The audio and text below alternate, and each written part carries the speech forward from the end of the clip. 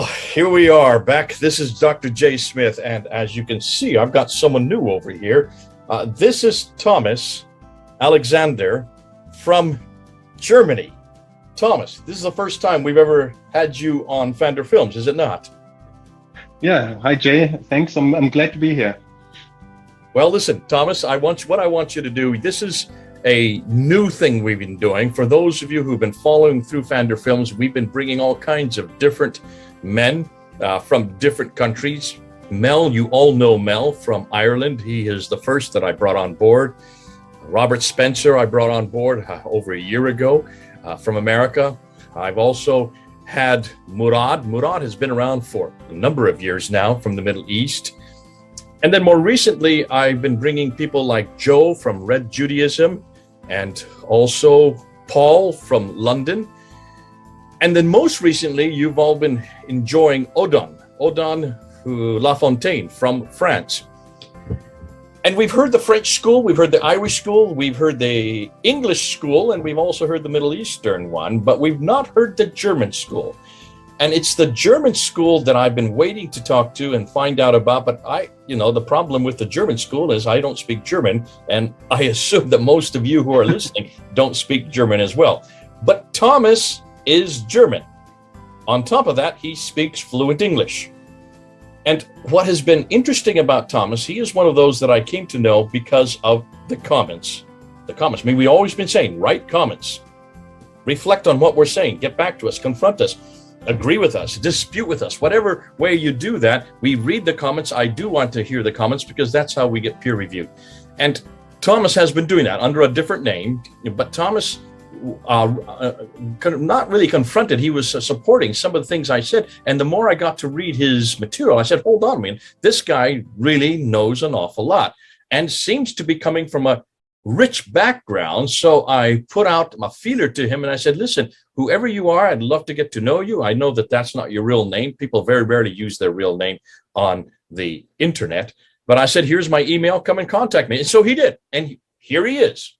Thomas from Germany has now contacted me. And what is fascinating about Thomas is that he knows the Inara school. And I'm going to ask Thomas to go and introduce himself, but also explain who the Inara school is and what is it about the German school that is different than, say, the French or the British or the American or the Middle Eastern school concerning the historical critique, because this is all to do with the historical critique. We're critiquing both Muhammad, we're critiquing the Quran, we're critiquing the origins of Islam in the 7th and 8th up until the 9th century. And he is going to bring you an entirely new way of looking at things. I've gone already through some of these videos with Thomas, so I know where he's going to go with it. And I'm excited because he's going to introduce some new ideas that none of you, or maybe I should say that the majority of you have never heard before. Certainly not on this channel. And so without further ado, I'd like to introduce you to Thomas. Hello, Thomas. Give us something about yourself. Give us a little bit of your background. And then can you unpack the Inara school and can you start introducing us to some of the main players in Germany, some of whose names we may know, but what they did and what they their work and what they have found, we don't know. Over to you. God bless you. Thanks for coming on board.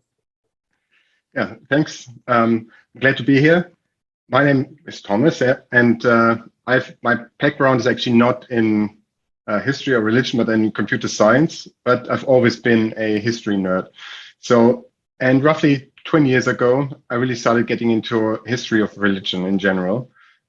And at first, I wasn't particularly interested in Islam, but then, let's say 15 years ago, roughly 15 years ago, I stumbled upon a radio program which had Karl-Heinz Ohlig as a guest. He's one of the main figures of this Inara school you talked about. And he introduced me to some completely new ideas that I hadn't heard before.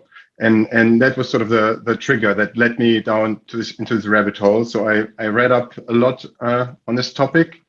I really got involved, and I guess part of my personality and also my training is understanding and recognizing patterns, like in all kinds of data, And that's sort of what I did with this is the man you're talking about, right? Exactly. So he published this book. Who wrote this book. He was an editor for this book. He was editor of this book, and this is a book published by this Inara group, and they've published, I think, 7 or 8 books by now, all like this one, but only the first one, the one you're holding right now here, is translated into English. All the others are only in German.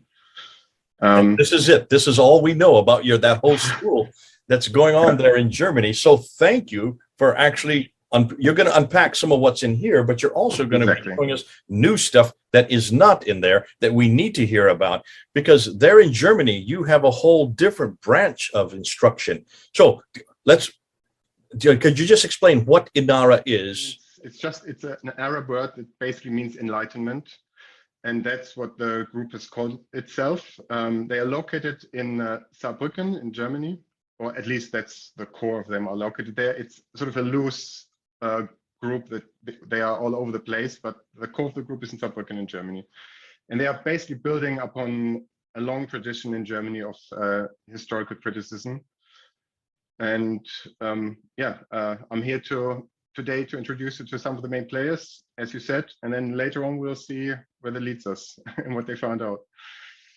Well, listen, so the Anada school, enlightenment is what it means. Yeah. It's the Arabic word, but you're saying that they are in Western Germany. Saarbrücken is a city. So this school, these are what we would term the German revisionist school. Am I correct on that? Well, we could call them that, yeah. Okay. I mean, yeah. Well, listen, they go way far back. They're not rather recent. They're not as more recent as those who are Carl Zeiss, Oleg, and others. You're going to go and unpack a little bit about the German school. Exactly. And I'm not just looking at German scholars, but I'm looking basically at the history that this in our group is building upon, which is mainly located in Germany, but also includes others. And I think with that, we could go right into my presentation. Okay. So we're going to look into the origins of Islam. And first, we're going to look at the Quran, and particularly the critical Quran studies and the history thereof. But first of all, why even do this? Like, why even engage in historical critical studies? So let's first start with some facts about the Quran. So what we do know is that the early manuscripts of the Quran were written in what's called defective script, or in Latin, it's scriptio defectiva. And what it means is that there are no vowel markings or diacritics. So that means of the 28 consonants in the Arab alphabet, only 7 are unique. The remaining signs can refer to from 2 up to 5 different consonants. So it means that we can't really distinguish between letters like F and Q, J and K, S and D, S and Sh, R and Z, D and Da, T and Z, and so on and so forth. We also have vastly differing styles within the Quran. And we have also 3 different words for God in the Quran, like Allah, Rab, and Rahman, which indicates 3 schools of scribes. In many cases, a large number of short verses in the Quran are followed by one massive verse. So that's a good sign for an interpolation. Because if you think about it, at a point in time where the number of the verses was already established, if you want to add something, what you had to do was to blow up a single verse, basically, to not change the order of anything. So that's why we find those occasionally. So for example, Surah 74:31 is one such case where we have lots of small verses and then all of a sudden a really long one. So all of these are just like some surface level observations, but they already show us that there's definitely a reason to look deeper into this, that there must be more than one author, for example. And so that's what people did. Yeah. This sounds similar to the biblical studies, the Hebrew biblical studies, and the documentary hypothesis that we've had from the 1800s coming out of Germany as well. So the similar problem exists with the Quran, you're saying. Exactly, and that's also where the people came originally from, who started this whole endeavor of analyzing the Quran. So they the first ones basically came from this biblical historical study, and then they figured, well, let's have a look at the Quran. Like nobody's done that before. Let's see what we find. Yeah. Just for those who are new to what you're saying, let me just unpack a little bit of what you're saying so we don't go too fast on this. If you have a script that is defective, it's not that doesn't mean necessarily it's defective. It just it is not readable, is what he's saying. That's the technical term.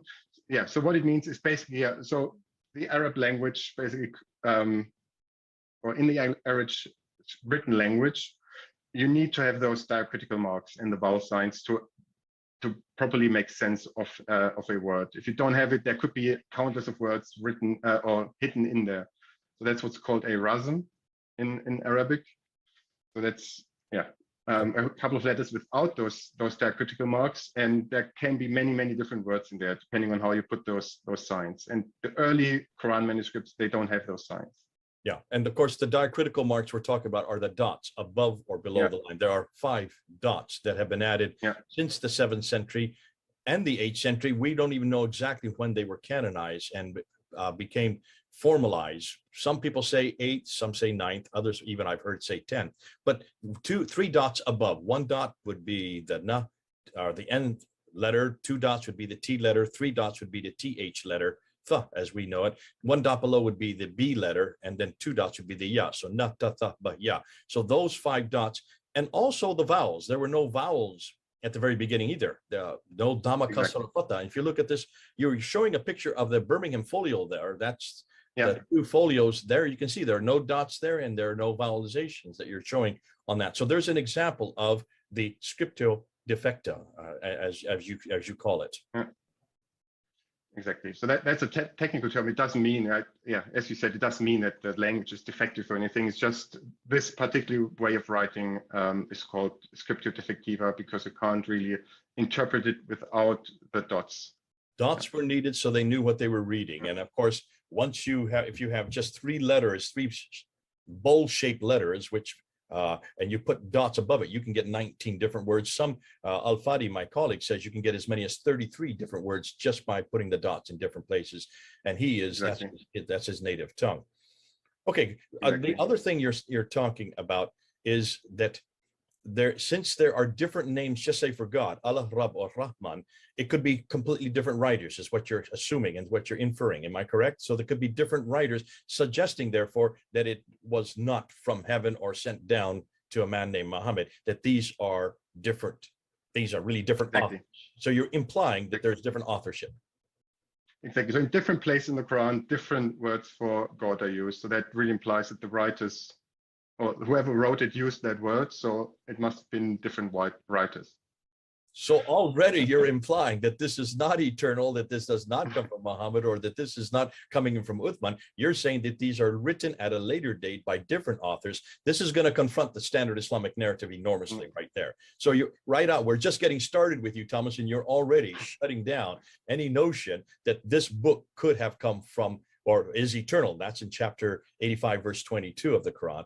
Or that it cannot be changed. That's in chapter 10, verse 15, and chapter 18, verse 27, or that it's protected by Allah himself, and that's in chapter 15, verse 9. So you're really confronting what almost every 99% of all Muslims believe right there in just your first 5 minutes. I guess so, yeah. I mean, I'm at this point, I'm not drawing any conclusions yet, but I mean, the facts speak for themselves. Okay. You're not coming to conclusion, you're just putting it out there. That's fine. Exactly. Okay. So we will get to conclusions. You have come to a conclusion right there at the very bottom. Clearly more than one author. So yeah, true. That's a conclusion. Yeah, that is one. And author, and there will be more. It's not from God. Yeah. Ooh, those are big ones. Okay, thank you. I just want to make sure that everybody's following what you're saying, because there's an awful lot you have said in just your first 5 minutes that Muslims will take umbrage with. But that's why we're here. We're here to actually ask these kind of questions, and they may be damaging, but they need to be asked. Next up, I'm going to introduce you to some of the main figures of the critical Quran studies. And the 3 people you see on the screen right now, those are generally regarded to be the 3 founders of modern Islamic studies. So those were the first.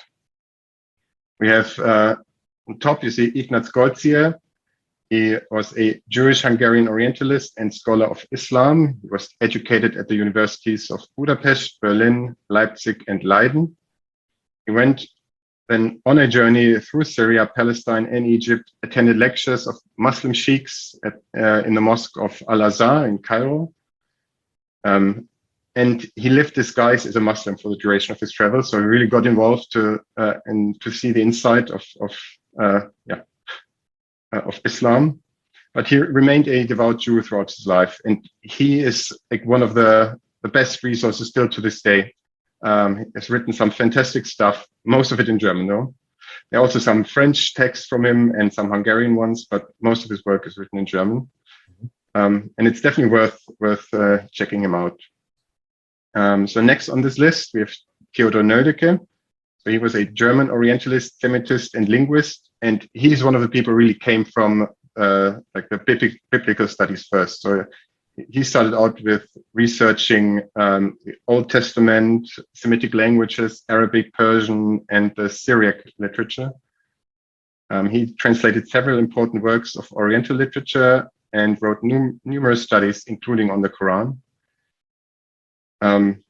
And then lastly on this list of the three founders, we have Christian Snoek-Hougrogne, who is a Dutch, or was a Dutch Orientalist, Arabist, and Semitist. He actually studied under Nödeke and became a teacher of Islamic law for Dutch officials before they embarked to their colonies in Indonesia. And similar to Ignaz Goldziher, he also traveled to the Middle East. He actually traveled to Mecca, where he disguised himself as a teacher of Islamic jurisprudence in order to study the pilgrims. And then what they started it off, and then pretty quickly this field was blossoming in Germany. So there were countless of names. So I've prepared another slide here. I've only put 3 names on this one. I could have put 30 names on here, because it was really towards the end of the 19th century, beginning of the 20th century, this field was exploding. There was a lot of interest, a lot of people flocked to this field. But I've picked 3 who will be relevant to what we will discuss later on. So first, I've put here Adolf von Harnack. He was a Baltic German Lutheran theologian and prominent church historian. And he assumed a Jewish Christian origin of the Quran. So it's also sometimes known as Messianic Jews. So basically, he assumed that it was Jews who wrote the Quran originally, Jews who believed that Jesus was the Messiah. Then we have David Heinrich Müller. He was a Jewish Austrian Orientalist, Semitist, linguist, and literary theorist. And he conjectured that in the Quran there was a hidden verse structure. Basically, that there were rhymes in there hidden at some deeper layer. And then lastly on this list, this is now the first one who wasn't part of this German school, if you will. His name is Alphonse Mingana. He was an Assyrian theologian, so he came from what's now modern-day Iraq. Back then it would have been the Ottoman Empire. He was a historian, Syriacist, Orientalist, and a former priest. He's best known actually for collecting the Mingana collection of ancient Middle Eastern manuscripts at Birmingham, and the Birmingham manuscript that we've just mentioned is part of his collection. So he brought it to England. And what's more important or more interesting for us later on is that he already speculated that the Quran contained Aramaic words and phrases. So that will be important, as we will see. Okay, now moving forward in time. Now we're going to the 1970s. And now this is obviously a big jump. So we started at the end of the 19th century, then beginning of the 20th. And now in the 1970s, like why this big jump? Well, the thing is, even though it was a really popular field at the beginning of the 20th century, it died pretty quickly. Now, one reason was, of course, the world wars in between. So they really shut everything down. But another one was also that the scholars sort of hit a wall. So what they were used to when they studied the Bible was to having a etymological dictionary. So like a dictionary which contained like all the origins of every word, and that doesn't exist for the Quran, and it still doesn't exist today. So that makes work on the Quran a lot harder than work on a Bible. But by the 1970s, people picked up again. But this time I couldn't couldn't show you 30 names. I could maybe show you a few more than those 3, but not a lot. Okay, now first on my list here we have Günter Lühling. You may be familiar with this name. Or actually may be familiar with all 3 of them here. But Günter Lühling, he was a German theologian, philologist, Arabist, and scholar of Islam. Exactly. Jay's showing you the book right now. This is his book. Terrible title. Don't read the title. Read this part. Let me just read what it says, because this describes what the book's really about, the undertext. And it's called The Rediscovery and Reliable Reconstruction of a Comprehensive Pre-Islamic Christian Hymnal Hidden in the Quran under Earliest Islamic Reinterpretations. He was able to go back and find strophe for strophe for strophe, Christian hymn after Christian hymn that had been taken from the Syriac and interposed into the Quran. Hugely important. And of course, we now have this in English. He changed the diacritics, the diacritical marks. So he still assumed that this was an Arab text, but was able to find a lot of hidden verses in there. So exactly what in the previous slide, exactly what David Heinrich Müller conjectured, that there is a hidden verse structure there. So correct me if I'm wrong. One thing that Lühling did, he didn't use. So you're saying he didn't use the Syriac. He actually just changed the diacritics, took the dots and put them in different places, so they get different word formations. And by doing that, he was able to find strophe for strophe the hymns that were Christian, that had been lifted from the Christian hymns that were were from the 5th and 6th century. Exactly. Exactly. So that's what he did. So basically, because the original manuscripts don't have diacritical marks, he thought, well, maybe those were put in incorrectly, and he played around with them and found Christian hymns in there. And actually, in 1970, he wrote his PhD thesis on this topic, and he got the grade Opus Eximium, which is Latin and basically translates to outstanding work, which was the highest grade you could get back then. And it typically meant that after your PhD, you would simultaneously be accepted, or this work would simultaneously be accepted as an habilitation. So what he did was he basically restructured his PhD thesis into the book that you just saw, and handed it in as his habilitation. But instead of being accepted, he was kicked out in 1972, and his work completely ignored for decades. Okay, that's hugely important what you just said there. I hope people are listening to what Thomas is saying. This is his doctoral thesis. Now, this is the English translation that we got translated in just the last, in the last 20 to 25 years. The PhD thesis was ended in 1970. So 1970, maybe 1 year or 2 years before he started. I don't know exactly when he started, but yeah. So in 1970, he handed in his PhD thesis and got the highest grade possible.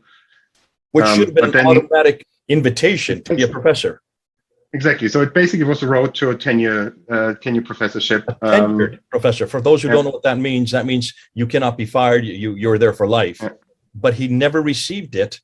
And then he got kicked out of the university in 1972 because of what he found here, or what was the reason? Yeah. So the establishment didn't like what he said. So they never engaged him. They never said, "Oh, you're wrong." They made him look like a crank and kicked him out and just ignored what his book, basically. Well, there's the censorship that we're seeing, that we've talked about many times. People who are confronting the standard Islamic narrative today. But this is in Germany. This is in Europe that he gets kicked out in you would assume the one place that you should be allowed to ask these kind of questions and come up with this kind of research. The fact that it was recognized so highly as the highest degree you can get in Germany, proving that those who read it actually gave him credit for it, yet those in authority did not want him to receive that professorship, and he got kicked out of university in 1972. Tragic when you stop to think of the implications. So really, he could have had like a very productive career and instead he lived his life in poverty, basically, was dependent on welfare, never got a foot back on the ground, and was completely shunned. And actually, this English translation of his book was very important, because once this came out, his work was suddenly available to a wider audience. So it couldn't be ignored anymore. And it immediately received international recognition. And quickly afterwards, he was basically completely rehabilitated, because everybody who had ignored him before, they couldn't keep it up anymore. So they had to engage his arguments, and they had to accept that, yeah, well, he has a point, and he's most likely correct. And Isn't that so interesting? that's thanks to the English translation of his book. Well, we had something to do with that, and we went to meet him in 1999 in his home with his wife. I've got pictures of us there with his knickerbockers on. He was wearing his knickerbocker. A very engaging and very, in some ways, eccentric individual. But I had no idea just the importance of what he had done in the 1970s, why that was not recognized, and why it is now being recognized on its credit. But his academic acumen that he was able to put to the text itself, the Quranic text. Well, thank you. This is new. See, this is the kind of thing, these are the kind of historical background and stories that we need to hear, because it is these men whose shoulders we now stand on because of what they did before, and before they have gone through. We can then take their material and take their findings, their research, and then run from there. So I'm encouraging everybody. The Challenge to Islam for Reformation, get it, buy it. You can still get it on Amazon. It won't be there very much longer because it's going to be sold out. Get a copy. It is quite large, and start reading it, and then start applying what he's saying there to what we're now finding about the Quran. Thank you so much about Gunther Ludding. He was a friend before. He's no longer living. He's now passed away, but in 2014. But he was a friend when I got to know him in 1999. And next on this list are two names that, again, you may be familiar with. We have John Wensbrough. He's an American historian and Orientalist who taught at the University of London School of Oriental and African Studies. And he then obviously came from a slightly different background. He was not part of this German background, but they all moved in a similar direction. And he's the founder of the so-called revisionist school of Islamic studies, and most famous for rejecting the historical credibility of the classical Islamic narratives. Then last one on this list is Patricia Krone. She was a Danish historian, Orientalist, linguist, and scholar of Islam. She studied under John Wensbrough and was a member of the Revisionist School of Islamic Studies. She taught in Oxford, Cambridge, and Princeton. And like von Harnack, she conjectured that Islam has its roots in Judaism. She also rejected the idea of Mecca as the cradle of Islam, which we'll also get to. Mm-hmm. And with that, now we're going to jump to today. And here go back just 1 minute quickly to Patricia Krone. For those who don't know, Patricia Krone came under an awful lot of censorship and an awful lot of harassment by other scholars because of her book Hagerism. What's interesting, she rejected the theme of Hagerism, but not the material, not the research that she did for Hagerism. If you get a chance to get a hold of the book, take a look, and when you open it up, you will notice that the footnotes in almost every page dominate the pages. And it's those footnotes that are absolutely gold mines, because she could read and write 15 languages, and being able to read and write that many languages as a linguist, she was able to go back to many of the original text and just brought them into English so that we could read them. And that's one of the things that she has not been recognized for. So here were two people, were Lulling and Krone, who were both ostracized. Krone didn't get the ostracism that Lulling got, nothing of that nature, but very much a harassment against her conclusion in Hagerism, rather than people looking and seeing the research she had done. We're doing that now for her in some ways. And this is one reason why it's so good that we have YouTube and we have people like you to come and resurrect these people and get them out to a much more popular stage and a much larger audience. So in some ways, we are the ones, the next generation that's going to come behind all of these great thinkers and make sure that their material gets popularized. Exactly. And with that, let's jump to today. And now here I've presented some of the names that are in some way, shape, or form associated with this Inara group that we talked about before. So not all of them are located in Saarbrücken, but they've all published for Inara, and they're all connected basically. And I'll just go through them real quick. Again, I could have put a lot more names on here. I've picked the ones that, again, that will be relevant for my later presentation. So first on the list is Karl-Heinz Ohlig. Again, he's the one who basically brought me into this subject matter. He studied philosophy, Catholic theology, and history, has a PhD in Catholic theology, and he's what I call the great synthesizer. Right? So he's really good at taking 2 steps back, looking at what all the other people find out, and then putting it together to form like one coherent picture. Next on this list, we have Volker Popp. Just to let those people can see that I've underlined almost every other sentence that he wrote there. There was so many gems that he had just in his introduction. And then the next one you're going to show, Volker Popp, he's also in this book. So those of you who want to get this book, I would highly recommend it. The Hidden Origins of Islam. It's on Amazon.com. Yeah, definitely this book is a goldmine. There's a lot of good stuff in there, a lot of which will influence, or a lot of my presentation is based on that book as well. So next up, Volker Popp. He studied ethnology, African studies, Islamic studies, Turkology, and Iranian studies.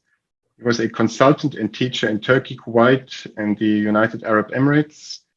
He was a curator for the creation of museum collections in Kuwait, Qatar, and Riyadh. And he's the expert on coins in this group. So if there's anything to know about coins from this period, he knows it. He's seen all the coins, he went through all the catalogs, and yeah, coin expert. Next one, Ibn Barak, again, probably known to a lot of people. He studied Arabic and Persian in Edinburgh and London, and he taught at the University of Toulouse in France. And he's sort of the communicator of the group. Like he's really good at making what this group finds accessible. I've got 3 books right here. I've got many more. I'm just going to show you quickly. I mean, there are so many books that he is credited for.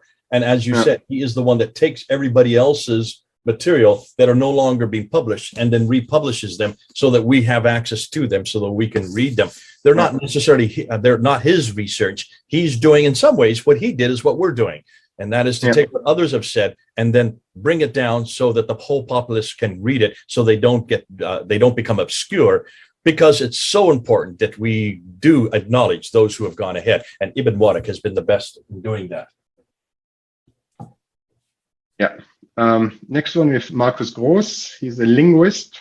He studied phonetics, phonology, Romance studies, Indo-European studies, Oriental studies, and applied linguistics. Yeah, well, and then as you can see by this list, he's the one to go to if you want to dissect a text and analyze it in detail.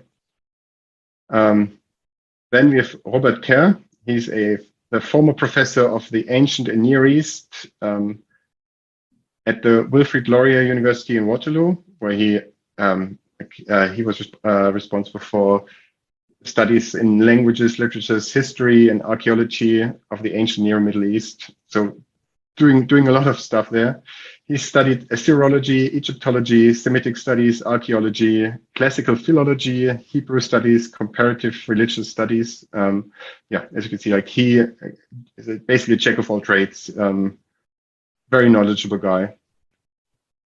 Then we have Johannes Thomas, professor for Romance. Just before you go, isn't he also head of Inara? I think he's now, I think it used to be Karl-Heinz Ohlig, but now he's taking a step back, and now Robert Kerr is basically the head of Inara. Yeah. And he's originally from Canada. I mean, he's Canadian. Actually, I think he's German. Pretty sure. Is he German? Okay, I thought since he was at Waterloo. Well, I haven't looked him up, but I've seen him talk, and he talks pretty German. And he speaks, I think actually I saw him speak English, and it was with a German accent, so I'm pretty sure he's German. Okay. Yeah. Then with Johannes Thomas, professor for Romance literature and Romance studies, and he's the expert on Muslim Spain. With Gerd Puyn, again, another big name here. His background is, again, Islamic studies. He wrote his PhD on early Islamic governance. He spent a year at the University of Riyadh in Saudi Arabia and teaches Oriental Studies at the University of Saarbrücken. And he's basically most famous for his being responsible for the restoration and the cataloging of the Sana manuscripts. Yeah. So he spent he spent 4 years in Yemen from 1981 to 1985. He was the first scholar to look at those manuscripts, which are some of the oldest manuscripts of the Quran that we know of, and also the only ones that are not of the Uthmanic text type. Right. Okay. Now, just to be clear, both he and his wife, who has a doctorate as well, Elizabeth Puyn, they have been working on the Sana'a manuscript and have come up with quite a few very controversial conclusions that many Muslims do not care for. But you have to give him credit. He's been working on this. Well, so you're talking about for 40 years now, going on to 40 years. Yeah. So that was definitely some very important work, because I don't think anybody since has looked at those manuscripts again, at least not from a scholarly perspective. Well, excuse me, real quickly, we do have Asma Hilali, this book here, the Sana'a Process. I don't know if people would call this a scholarly look, and I think you're correct, Thomas. This is rather a populist look at the Sana'a, and she has been criticized by a lot of scholars because she didn't really do what Gerd Puyn has done or his wife has done. And you could see this is more of an apologetic, a very apologetic reference book on the Sana'a manuscript. But this is the first one that's in print in English. You have Gerd Puyn in Germany. I wish we could have him in English so that we can get his materials. He's been working much more on it. Maybe to clarify what I meant is nobody has physically looked at those documents and examined them, right? So, I mean, of course, there are always people who basically take Gerd Puyn's work and build upon it. But as far as I know, not all of the manuscripts that they found in Sana'a had been catalogued and analyzed, and nobody has done that since Gerd Puyn was down there. Yeah. And you have also Sedege and Gudarzi. I think that's the way you pronounce it. They have also looked at the Sana'a. But no, I don't think, as you're right, nobody has the stature of Puyn when it comes to that. Okay, and then next on this list we have Geneviève Gobillot. Now she is French, as the name implies, and she's professor for Arabic and Islamic studies in Lyon in France. Her main fields of study are Islamic mysticism and its connection to Neoplatonism, as well as some spiritual currents among the Shia, comparing Islamic spirituality with that of other religions, and theories on the question of the sacred. And then one of the younger people on his list is Marcin Grodzki. He's an Arabist and Islamic professor of Islamic studies at the University of Warsaw in Poland. And then last on this list, with a big question mark, is Christoph Luxenberg. And actually, he is the one I want to focus a bit more on. Exactly, Jay already holding up his book. This is the book that's done so much damage, and this is why I'm so glad you've come to help us out, because we need someone like you, Thomas, who has read it, understands it, can unpack it for us, and we're going to do a whole video just on his findings. But I'm so glad you brought it. And the reason you have a question mark is we don't have any picture of him. Exactly. So he's publishing under a pseudonym. Actually, I've got a whole slide reserved for him because he's going to be important in the next video we're doing. So yeah, so Christoph Luxenberg publishes under a pseudonym, doesn't want to be recognized. He's a specialist on Semitic philology. He taught classical Arab and several Arab dialects, as well as Syriac at German universities. And he's an expert on translations.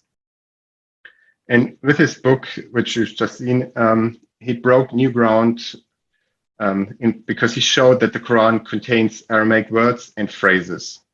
So this is also what already Alphonse Mignana hypothesized, and he also had some good evidence for it, but he didn't have like a proper, let's say, methodology to accessing it. And Christoph Luxenberg developed that. Am I correct in believing that he has been ostracized as well? Of course, of course. So, as with everybody who brings something new to the table, the first reaction is always skepticism and rejection. With him, basically, you can see that there are criticisms coming from two sides. On the one side are Muslim scholars. What they typically do is they sort of either they completely misrepresent him, like they just sort of build up a straw man and then try to destroy that one, or they try to nitpick. So I mean, as with everybody, sometimes it's not clear that whether he's in one specific place right or wrong. Maybe he made a mistake. That sort of thing happens. And what Muslims try to do is like to try to nitpick, to find like one instance where you could argue, well, maybe he's not correct, and then ignore everything else, basically. But on the other side, we also have criticism from the, let's say, established mainstream university area. But what they're doing is similar to what they did with Lüling. They don't engage him on his core arguments. They're saying things like, what you're doing is not helpful, like, or we're going to invite Muslims to have a dialogue, and with your book, you're making that impossible, that sort of thing, which I guess is fair enough, but that's not what scholarship should be like, right? This is no longer looking for the truth. This is now looking for something else, like for friendship between the faiths or whatever you want to call it, but not looking for the truth anymore. Isn't that interesting? There's nobody who's really engaging him on his arguments. Isn't that interesting that, Thomas, that we are here is two examples that you've given me, actually three: Lüling, Patricia Corona, and now here with Christoph Luxemburg. In all three cases, they came up with original work, which in the university system should be the place that original work is discussed. Can you imagine that if this would have happened in biblical studies? It is because of the German school that we have historical criticism applied on the Bible in the 1800s, Wellhausen and the whole Tübingen school and the documentary hypothesis and all these different didactic source criticism, textual criticism of the Bible has been vibrant there in Germany. Why are the same criticisms not applied to the Quran? Or let me just put it this way, when they are applied to the Quran, what suddenly is this shutdown or censorship of the very people who are applying what was earlier applied to the Bible now cannot be applied to the Quran? Why do you think there is this double standard, or at least what I consider double standard? Yeah, I guess there are probably two sides to this. One is most likely fear, I guess. I mean, we've seen what happened with the cartoonists in Denmark. I mean, obviously, that's also the reason why Christoph Luxemburg isn't publishing under his real name. So I guess that's probably one reason. Another one I could see is sort of like almost this racist notion of the noble savage, right? So they see Islam sort of in this idealized romantic light, which I think is blatantly racist, but they think is like the right thing to do, obviously. But I think those two maybe come together. So they want to see Islam in a good light, but at the same time they're afraid of Islam, sort of, and so they better not. They don't want to engage any of the material that could be controversial. So, because of the fear of Muslims, of what might happen if their name gets attached to their research, they ennoble the Arab text, and I'm not sure if that's because they're afraid. I'm just feeling those are two currents that are going on. Whether they are related or not, I can't say. But I think both is going on at the same time. Yeah. Can I suggest a third option? Yeah. And this is something that was brought home to me by Patricia Corona herself. And that is almost every one of these departments. I'm sure it's the case in Germany. It's certainly the case in Britain. Any of these Near Eastern departments are dependent on finances coming in from Saudi Arabia or from Qatar or from Bahrain, these countries. And in order for them, in the case of SOAS, even from the Sultan of Brunei, who built a $10 million building there on the campus for the school. But with all those dollars coming in from these institutions, there is also the understanding that those institutions must not be critical, certainly at a base level. And that's why, while I was there at SOAS, Dr. Gerald Haunting was the last teacher to teach John Wandsworth's material and the revisionist whole theory. And I don't know of anybody that's taken up from there. And I would suggest that maybe an awful lot of these scholars know where the money comes from. And they're fearful that if they do come out with this and go public with it, all their funding will be cut off. Not just their funding, but also the institution. Patricia Corona said this to my face when I asked her to do the debate for me. I said, you know it so much better. Why aren't you doing it? She says, because I have a chair to protect and I have an institution that I represent, and I dare not confront both the institution or the chair. And I said, well, that is tragic. So if that is the case, then I would suggest this is a real problem, because we have allowed in our Western universities to the Muslims to now fund them and fund these departments. That definitely makes sense. Although I feel like, at least in Germany, the mainstream is now slowly picking up on what Christoph Luxenberg has said. They still publicly, they don't want to have anything to do with it. They're sort of, if they're not outright denouncing him, they're ignoring him. But when you look at what they're doing, while they're sort of denouncing Luxemburg, they're doing very similar things now. So I feel like his methodology is slowly taking hold, and I hope that more will come of it. Yeah. Okay, and so this was the last slide for today. But before we end this, I would like to give you a little story about Christoph Luxemburg, particularly about his PhD thesis, which was on a 9th century Syriac manuscript that refers to earlier Greek texts from the 5th and 6th centuries. Mm-hmm. So in his work, he discussed homilies, among them the homily of Jacob of Saruk, and according to Ibn Barak, he was able to give a fuller description than hitherto. But his main task was to identify the Syriac texts in the 9th century manuscripts with the help of the original Greek manuscripts. And that turned out to be a really difficult task, because back then, translations were extremely literal, to the point where they were almost unreadable.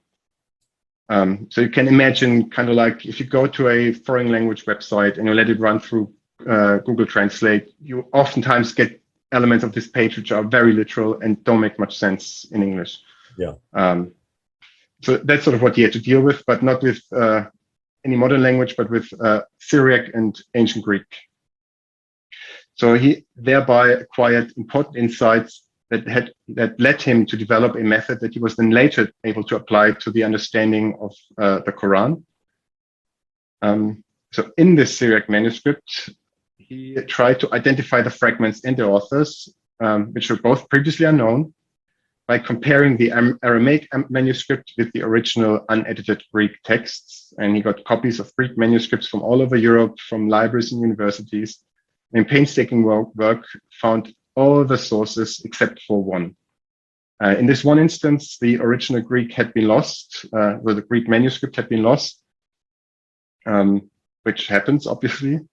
So then, based on the writing style of the Syriac translation, the abridged Syriac translation, as well as the subject matter, Luxemburg was able to identify Severus of Antioch as the author. And indeed, years later, a Jesuit scholar from Rome discovered a manuscript in Damascus, which confirmed Luxemburg's conjecture. So that's the kind of genius we're dealing here with. So he's looking at a Syriac translation, a abridged Syriac translation of an old ancient Greek text, and he was able to identify the author. When I read this, I thought, wow, this is mind-blowing stuff. And next time, we'll see what happens when this mind goes to work on the Quran. Terrific stuff. Hey, listen, so this has been good as an introduction. This is an introduction to our good friend Thomas Alexander, who has agreed to come on board. He has been introduced to me on the internet to begin with, on YouTube, as one of the commenters, like many of you are commenters, and has had this unique ability to not only understand the Inara school, the German school, but to communicate it in brilliant English. Your English is just impeccable. Thank you. you for a lot of Germans who I come across, they don't speak near as well as you do. But the nice thing about it is you understand the material that you're communicating, and that's what we need. And we're all thanking you for coming and helping us out in this area. Now, you've gone through and you introduced the Anada School, School of Enlightenment, that has really been the school that I would say would be the German revisionist school, for lack of a better word title. You're looking and you're saying that the history of Islam has been told by the traditions is not trusted anymore. It is too late and too far north. And so you're saying, let's go back and let's see what history is telling us. In this case, you're looking at the Quran, and this is fascinating. We'll start with the Quran. You'll be going to other areas later on, but we're starting with the Quran. And your scholars have really been the best. I don't know of anybody else that has done as much German work as the German scholars have on the Quran, including Oleg and Heinz-Al Oleg and also Gerd Puin and others. But what was fascinating is you've gone through and you've showed three different groups, the founders, the first three founders, and then another group, the subgroup, but then the more modern scholars that are now engaging in our lifetime. And those who have gone before have paved the way for those who have come after, and those who are now paving the way for those like you and me, who then can take it and now bring it into a much more populist area. We are not writing books. We're not waiting for peer review to take years to find its course. We're getting and putting it up on YouTube, where we get peer reviewed within seconds. You're going to get peer reviewed within seconds. You'll see that by the comments as soon as this goes up. And that is really where we need to go with this. We need to bring the German school into the English-speaking world. You gave the example of Luning. Once we got Luling's book translated into English, and I tell you, this was hard to translate, because the translators that we got to actually translate this, they came back to us and says, some of his sentences are 400 words long. I don't know if that's typically German, if Germans do that anyways, but in his case, that is typical, yeah. Typical. Well, and what they were telling me is we started with the sentence. By the time we got to the end of the sentence, we weren't even sure what we had said in the first part of the sentence. They had lost the thread. He was very difficult to translate. And that's why I think we need to hear what these scholars in Germany have been saying, what they've been studying, and what they've been writing, but what has been kept in academic ivory towers. We need to take them out of those towers, bring them down to layman's terminology. That's what you're doing. That's what I'm doing, and unpack it so that we can benefit from it, and so that these people get a much wider hearing. So it's not just the German-speaking world. Now the whole English-speaking world is going to hear about their findings. That's so important that we have you on, Thomas, to do that. Now, in the next episode that we're going to go right on from, you're going to unpack Christoph Luxemburg. You're going to be unpacking this book especially, because this is hugely important, what he has found. So let's go ahead and get right into it, folks. Meanwhile, listen to what Thomas has said. React. You've got the comments down here. Make sure you react. Thomas is going to be looking at the comments, and he's going to try to answer, but there are some comments that will probably need further videos for us to unpack. So I'm going to ask Thomas to do that. Look at some of those comments, grab the ones you think really need to be answered, and we'll probably come back and we'll probably give you other videos. I've been doing this with Mel. I've been doing it with Odon. We do this purposely because it's important that they then react to what you're critiquing. Others of you want to support what he's saying. You may find other areas that he's missed that he may need help on. Write it. Give us other articles that we've missed, other areas that maybe are other anecdotes that we could use. But be careful. We do not want any trolling here. We don't want people just sitting there and yelling and calling us names or calling Thomas names. Make sure that what you write helps the discussion and carries on the discussion, because that's what we're all about. And so we will get back to you if we think that this is a worthy comment or a worthy question that needs an answer. Anyhow, until the next video, this is Thomas in Germany, me here in the United States, over almost 4,000 miles apart. Over and out.